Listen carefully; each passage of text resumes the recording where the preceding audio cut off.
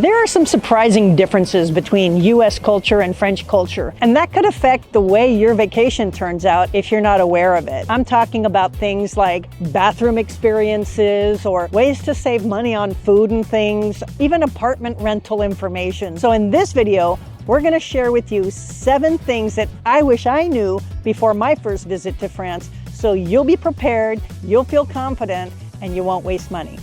Allez, on y va. All right, so the first one is something that you probably would encounter on day one when you arrive in Paris. Now, I remember when we first, one of the first few times we came to Paris, Colleen told me, please stop me right here. There's a supermarket, there's an Aldi, I need to go to the bathroom. And I looked at her and I'm like, there's no bathroom in there. She's like, of course there is. There always is. There always is a bathroom in a supermarket.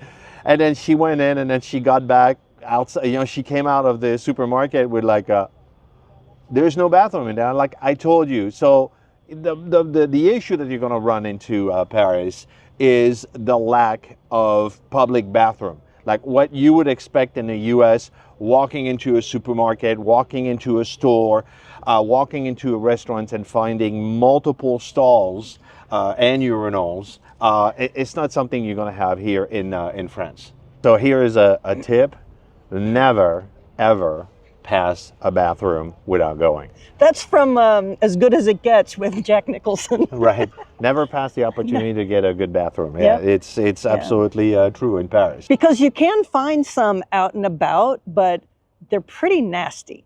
You know, like the public toilets, sometimes you pay a euro to get in, sometimes they're just available, but I don't know if I could actually go in that bathroom. Oh, and those Turkish bathroom, I mean, what we call Turkish bathroom, which is basically 2 footprints and a hole in the ground. We've actually encountered those, and if you do, you're gonna know exactly what I'm talking about. They're becoming rare. When I was a kid, they were like in a lot of places. But if you see those, as a guy, I'm offended. And I don't know how a woman would actually handle a bathroom like that. By the way, there is an app. We're going to put a link in the description below with all the available public toilets. So make sure you download that, especially if you need to use the bathroom often. So if you have kids, this is really great. So check it out. There's a link in the description for that. The next thing I wish I knew was how to budget and save money on food when you're out and about in Paris. Yeah, because there's lots of ways to do it. You could break the bank, but there's lots of ways to save money. And I would say the first one is know about the formula lunches, because you can get a whole an appetizer and a main dish and a dessert, or an appetizer, main, and a dessert for a really reasonable price. I'm talking like, you know, between, you know, 17 to 23 bucks and lots of places that are really good. So you don't have to go to bargain basement places to get good food at a good reasonable price. And it's mostly done around lunchtime. You know, this is not a dinner time thing. No. So, but at lunch, it's designed for the Parisians. And the thing that Colleen and I do, she'll take the appetizer and the main, and I'll take the main and the dessert. So then we'll get to split the appetizer and the dessert. So it's not a huge meal, and then we get I get everything I want. To get everything I want. Except she doesn't take a glass of wine, she'll just steal mine, right? Yeah. Another thing is fresh market. They have roasted chicken, they have prepared meals, you can get cheese and bread, you can get everything. And then you come out of the fresh market and you spend 40 euros and you got food for the day and tomorrow and back in your vacation rental. It's really, fresh market is really a thing you want to look into. And the same thing is true in the boulangeries, like especially the artisanal boulangeries, because the artisanal ones, that just means they're held to a higher standard, or they can't use the name.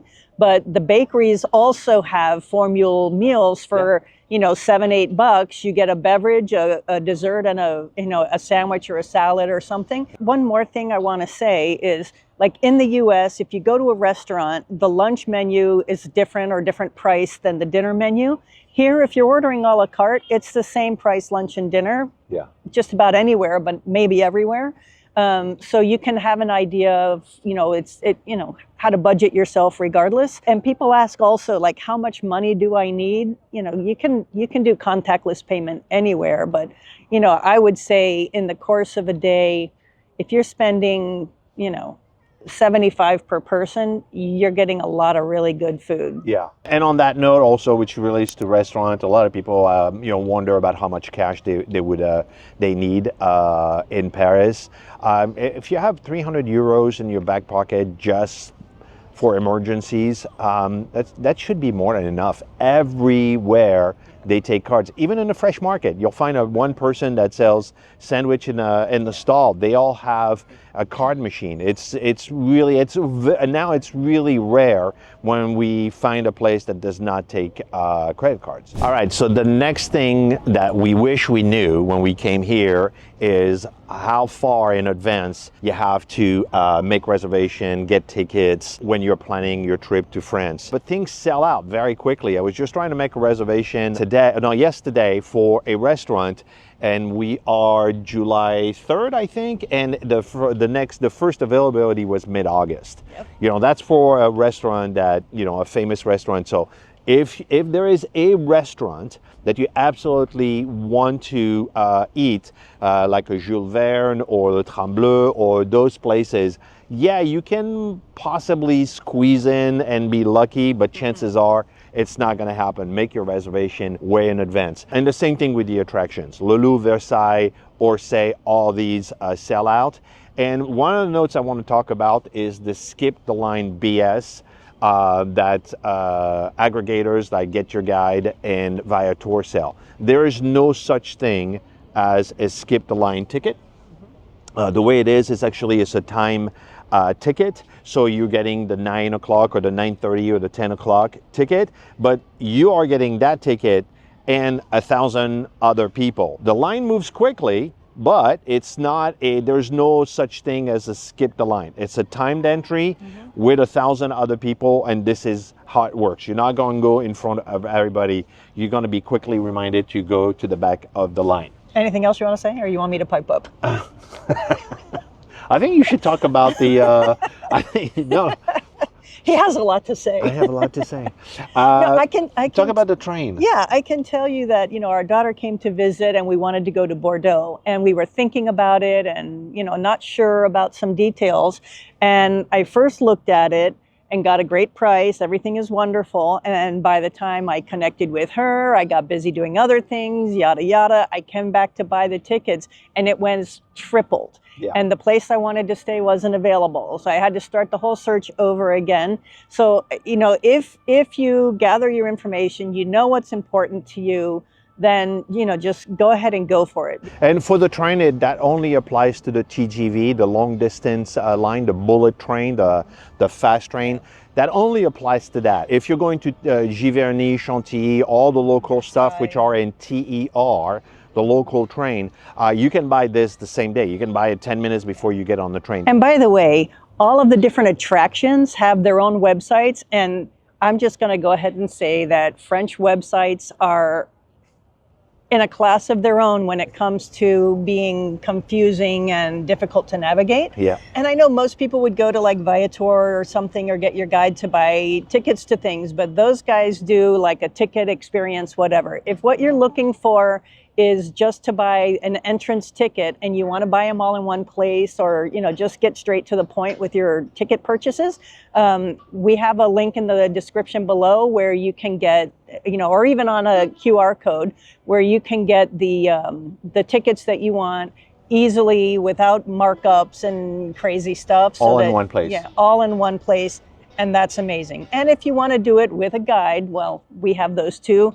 We have that below as well. Another thing that I wish I knew is, like, coming from the US, I've got a 24/7 mentality. It's like I can go to Walgreens in the middle of the night if I want to. It's not like that here. If you want to go to a market, a grocery store, or, pretty much a lot of other kinds of stores, on a Sunday, they're going to be closed, because that's just how it is. Like the fresh markets that they have in all of the little neighborhoods and stuff, I've gone by those and, like it's there and I'll just, I'm tired, I just ate, I'll go back tomorrow. It may not be there tomorrow. There's only a handful of markets that are open every day, but the rest of them, they pop up the tents once or twice a week, and then you go on, Tuesday and Saturday. or whatever day it happens to be on, and that's Then what the it Grenelle, is. for example, which is an amazing market, which is right by the Eiffel Tower, the metro station right there. It's only open on Wednesdays and Sundays, and it opens up at 7:30 in the morning, and it closes at 1:30 on Wednesday, 2:30 on Sunday. And don't go there at 11 because you and thousands of other people are trying to do the same thing. Yeah. The best time to go in a fresh market is 9 a.m. Which is when the stalls. And don't try to stop by on your way back in the afternoon. Everything will be gone. Yeah, everything will be gone. The other thing that's important is Monday's closed. So many things are closed on Mondays. That's the reason there's never a food tour on Mondays. A lot of things are closed in August as well because the French go on vacation. The other thing with the stores, the 24/7 mentality, the number of times that you and I have gone to a store at 12:30 and it's closed. They're closed for lunch. Paris, I will say, is the best in terms of opening hours in France. But as soon as you leave Paris, if you're going to other provincial towns, you're going to start to get acquainted with that. Things are closed. By the way, one of the most frustrating things when you're planning your vacation to Paris is knowing where to stay, where to eat, and where to have fun. Like, where are the good restaurants? Where are the good bakeries? Where are the safe hotels? So we've put together a bundle of all our guides together, which includes an app that you can have on your phone. So if you're looking for something while you're in the city, it's at your fingertips. I'm going to put a link in the description, or you can scan this QR code and see if it's a good fit for you. Another thing I wish I knew was about apartment rentals. And, for one thing, it's, you assume that you're going to go into an apartment and you're going to walk into the American space. You're going to walk into a French apartment building, which is probably pretty old, and they're not going to retrofit it with a lot of modern conveniences like we're used to. So you're going to be schlepping your bags up the stairs. Even if they have an elevator, they often don't work, or it's big enough for one person with one small bag, or maybe not even a bag with the person. So the elevator situation isn't always something you can rely on. You're going to ask if they have AC or check if they have AC.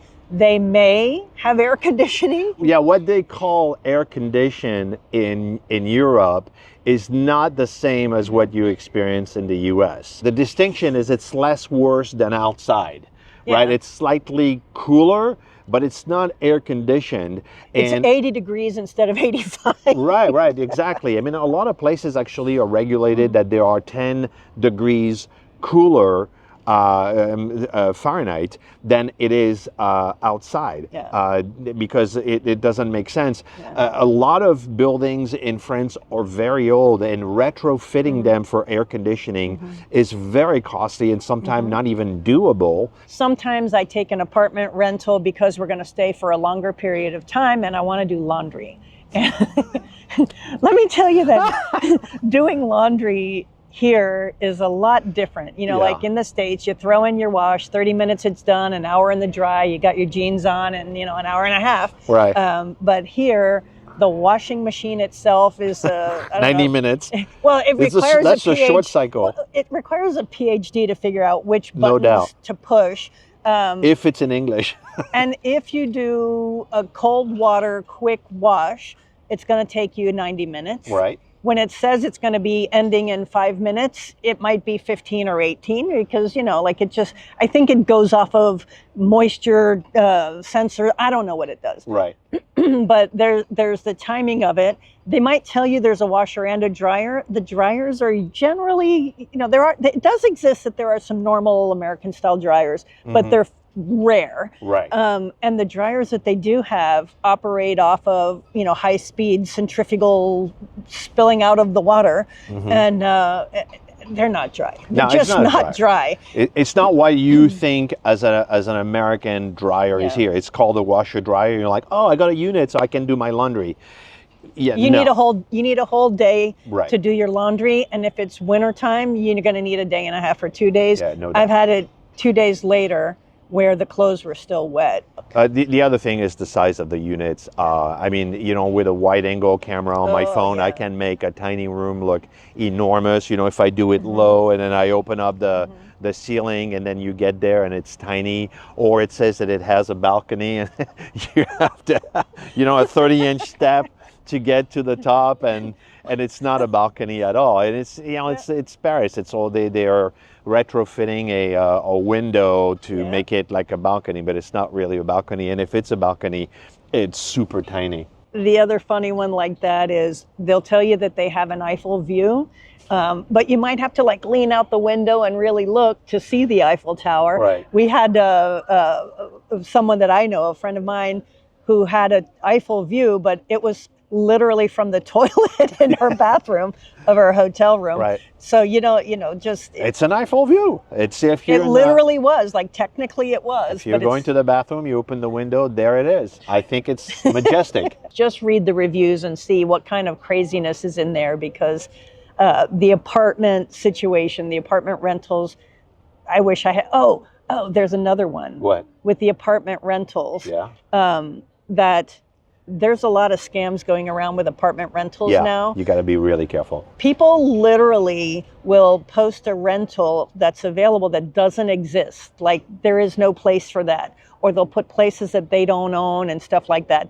Read the reviews. Yeah. Never pay, the kind of deposits. They'll send you a way to do that separately. And if they're telling you go and pay $300 on the MoneyGram, guarantee you're going to lose your money. Yeah. And I would not, for me, rent in Paris outside of a super host or someone that has multiple reviews that you can say, okay, that's a legitimate review. Yeah. You got to be really careful. The other thing we knew is that Paris is regulated in terms of the number of days that someone can rent out their unit, and I believe it's 190. No, they moved it back to 90. 90 days? 90 so 90 days. days a year. So if a person has their unit and it gets rented out, and then you book it after, you may get the booking, and then all of a sudden you're getting a cancellation a week out. Yeah. Well, they've reached their capacity. Yeah. And they can't rent it because the neighbor is going to complain, and then they're going to get a fine, and then people get caught up like that. So for me, Airbnb is it's a gamble.